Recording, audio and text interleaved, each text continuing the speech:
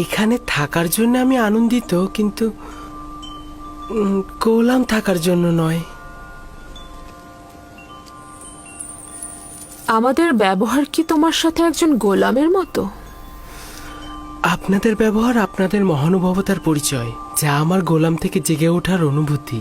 সাবাস, নিজের অবস্থান থেকে যথাযথই উত্তর দিয়েছ। আমি তাকে নিয়ে আশাবাদী জনাবে মালিক। সে কিন্তু দারুণ পড়তেও লিখতে পারে। এসব প্রশংসা ঠিক আছে হানিফার, কিন্তু আমার মনে হয় কথা যত কম বলা যায় ততই ভালো। আমার উপরে বিশ্বাস রাখবেন, আমি বেশি কথা বলার ছেলে নই। এরপর থেকে জনাব পুতিপারের সঙ্গে অনুমতি ছাড়া কথা বলবো না। সাবাস, এটাই উত্তম হবে। তুমি কোথাকার অধিবাসী? তোমার পিতামাতার নাম?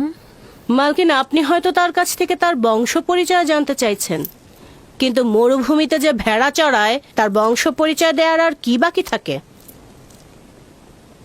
কেউ কি তোমার কাছে মতামত চেয়েছে?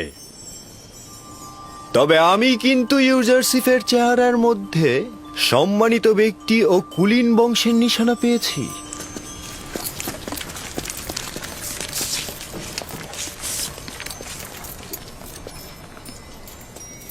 কি হয়েছে ব্যবসায়ী তোমার? এমন তো নয় যে অনুশোচনায় ভুগছো। না না, আমি আসলে আমার এখানে আসার কারণটা হচ্ছে ইউসুফের সঙ্গে আমি একটু একাকী কথা বলতে চাই।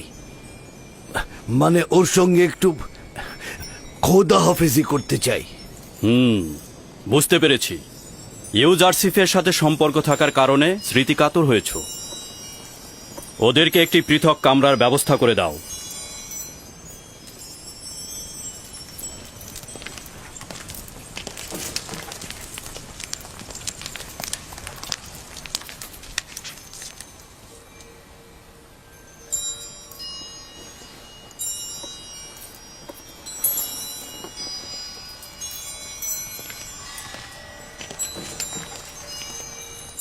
দেখলে তো ওর সাথে সম্পর্ক ছিন্ন করা কতটা মুশকিল।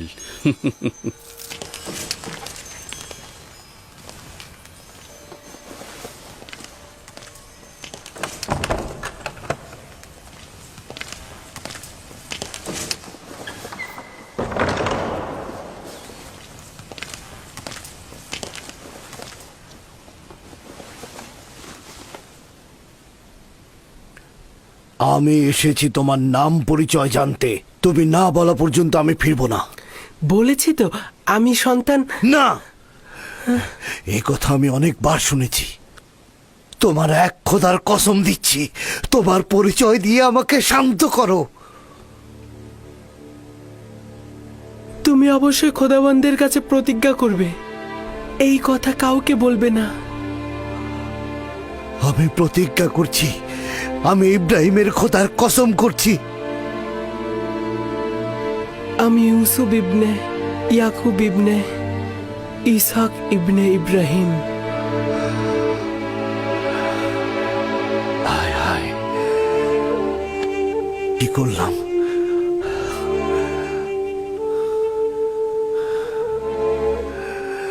আমরা তো চাচাতো ভাই।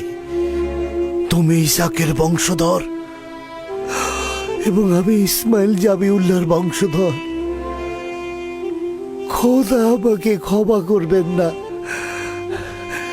এটা কি কাজ করলাম আমি? কেন আমি তোমাকে বিক্রি করলাম? আমি জানতাম আপনি আমার চাচাতো ভাই, এবং আমাকে বিক্রি করার জন্য আমি অনুতপ্ত নই। আমি অবশ্যই যে কোনোভাবে মিশরে আসতাম। এই ঘটনা খোদাবন্দের ইচ্ছাতেই সম্পূর্ণ হয়েছে। ওই সকল ঘটনা দেখে আমার তখনই বোঝা উচিত ছিল যে তুমি মামুল ইনসান নও। তুমি একজন পয়গম্বর। আমাকে ক্ষমা করো, আমি কি করছেন? পয়গম্বরকে চিনতে পারি। উঠুন, আমাকে ক্ষমা করো। আপনি শান্ত হন, উঠে দাঁড়ান। আমি তো আপনাকে আগেই বললাম যে মহান খোদা তাআলার নির্দেশেই আমাকে মিশরে আসতে হয়েছে। এটা তো আপনার দোষ নয়, আপনি আমাকে এনেছেন, আমি কৃতজ্ঞ। এই ভুলটির আমি অবশ্যই প্রতিদান দেব। এই নাও, এটি তোমার গোলামীর সনদ, যা তোমার মালিকেরা স্বাক্ষর করেছে। এটা লুকিয়ে রাখো, আর তুমি এখানেই থাকো। আমি চাই না তুমি বাহাসের মধ্যে আসো।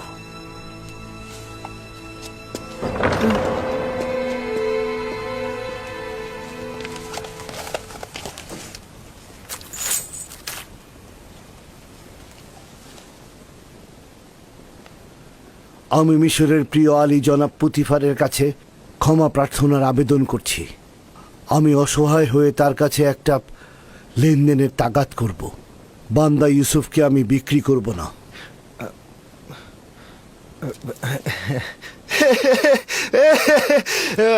সাবাস, সাবাস তোমাকে। কিছুক্ষণ পূর্বেও তোমাকে নির্বোধ ভেবেছি, কারণ তুমি ইউসুফের মতো হীরককে চিনতে পারোনি।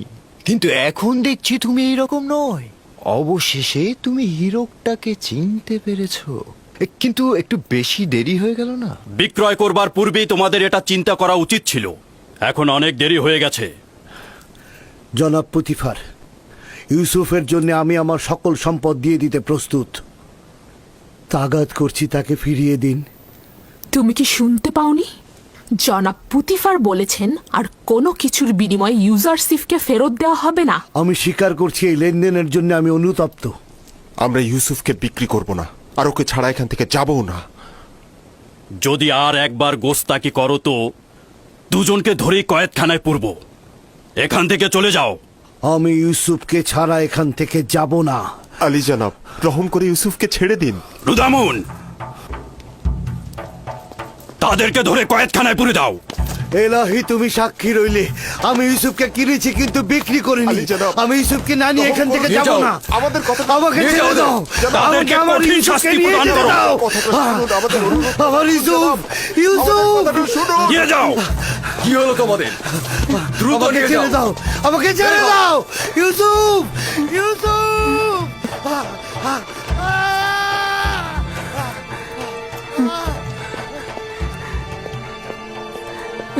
আলী জনাব, তাদেরকে ছেড়ে দিন।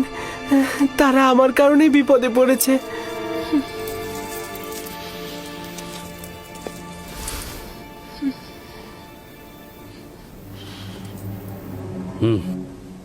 তাদের জন্য কঠিন শাস্তি পাওনাই উপযুক্ত ছিল।